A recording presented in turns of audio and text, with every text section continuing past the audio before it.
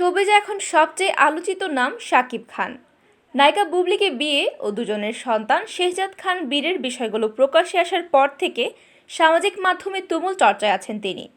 সঙ্গে উঠে আসছে তার সাবেক স্ত্রী নায়িকা অপু বিশ্বাস ও সন্তান আবরাম খান জয়, নায়িকা পূজা চেরির সঙ্গে প্রেমের গুঞ্জন সহ আরও নানান বিষয়। ঠিক এমন সময়ে গণমাধ্যমকে নিজের ভেতরের কিছু কথা জানিয়েছেন ঢালিউড কিং।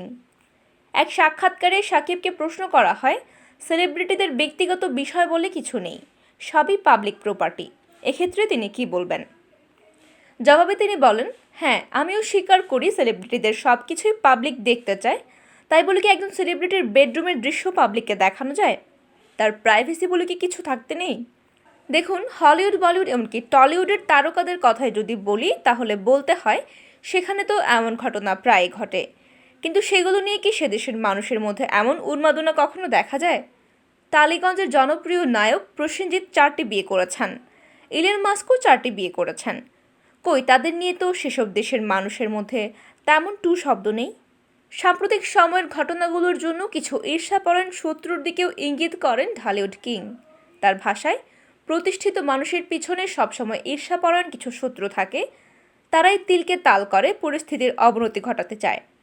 এসব মানুষ কিন্তু বন্ধুরূপে কাছেই থাকে, যেমন নবাব সিরাজউদ্দৌলার অতি কাছের মানুষ ছিলেন মীর জাফর।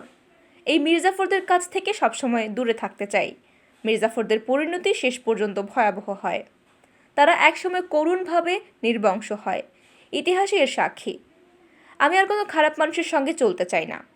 আরেক প্রশ্নের জবাবে শাকিব বলেন, আমি কমপক্ষে এখনও পর্যন্ত শতাধিক ছবিতে অভিনয় করেছি। তাই বলে কি আমি প্রত্যেক নায়িকার সঙ্গে প্রেম বিয়ের সম্পর্কে জড়িয়েছি? সবার সঙ্গে কি আমার স্ক্যান্ডাল আছে? আমি মাত্র 2জনকে বিয়ে করেছি।